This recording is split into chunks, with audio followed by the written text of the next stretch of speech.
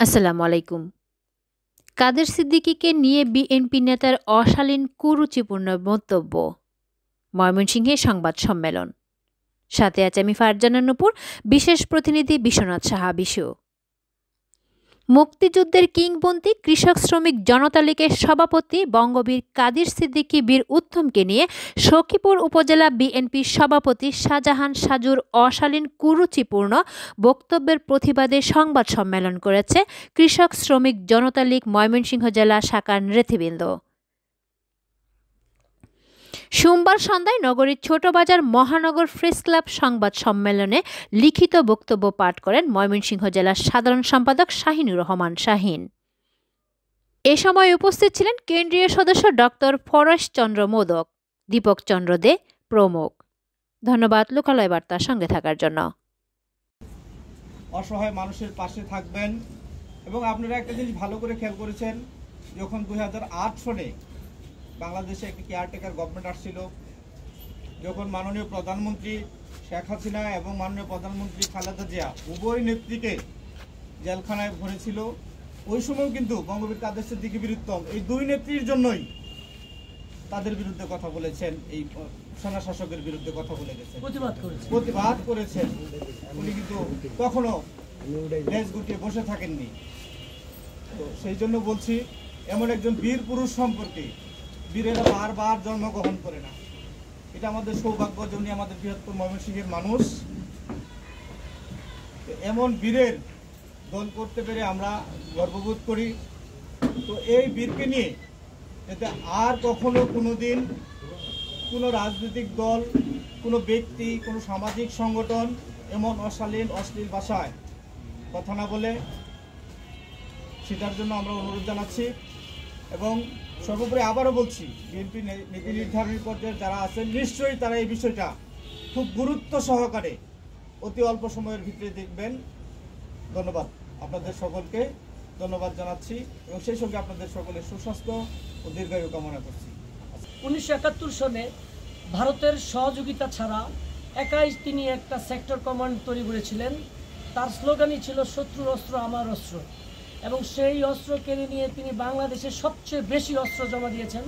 এবং বাংলাদেশের যখন স্বাধীনতা নিয়াজি এই বিজয়ের মাসে ডিসেম্বর মাসে যখন সিলিন্ডার হয়, তখন প্রথমেই কাদের সিদ্দিকীর সহযোগিতা চেয়ে ভারতের সেনারা এসে কাদের সিদ্দিকীকে সাথে নিয়ে গিয়ে সেই নিয়াজিকে গ্রেপ্তার করেন এবং তাকে সিলিন্ডার করান। এবং বাঙালি একটি মাত্র যোদ্ধা যিনি ওই দিনটাতে উপস্থিত ছিলেন, আর কেউ ছিলেন না। আপনারা জানেন কাদের সিদ্দিকী শুধু রাজনীতিবিদ নয়, একজন লেখক, কলামিস্ট এবং এক সাহিত্যকার এবং ইতিহাসের অন্যতম কিংবদন্তি।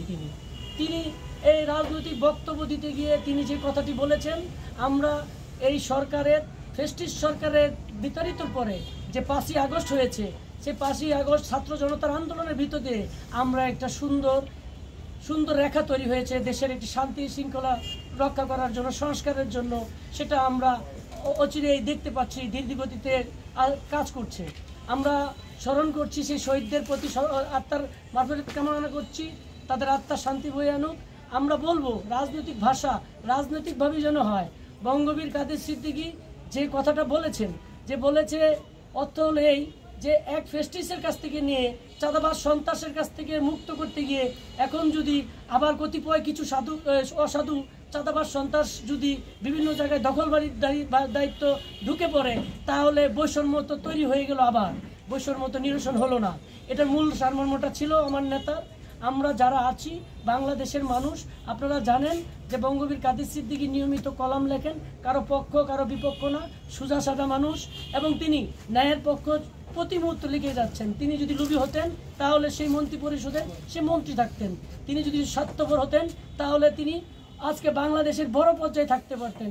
আমরা আশা করব এই তত্ত্বাবধায়ক সরকারের তত্ত্বাবধায়কের প্রধানকে, উপদেষ্টাদেরকে বলবো, আপনারা অবশ্যই যেন প্রতিটা জায়গায় সকল রাজনৈতিক যে প্রেক্ষাপটের সাথে সহযোগিতায় আপনাদের সাথে হাত মিলিয়েছে, সমন্বয় করেছে, সেই সমন্বয় বজায় রেখে সকলেই যেন সকল সম্মান বজায় রেখে সু আচরণ এবং সুভাষায় সুমিষ্ট ভাষায়, ভাষার শুদ্ধতাভাবে রাজনৈতিক কৌশলের উত্তর যেন কৌশলে হয়, যাতে অশালীন অসভ্য ভাষায় যেন উত্তর না হয়। কারো মান হানিকর, কারো মান সম্মান নষ্ট করার দায়িত্ব এখতিয়ার কাউকে দেয়নি।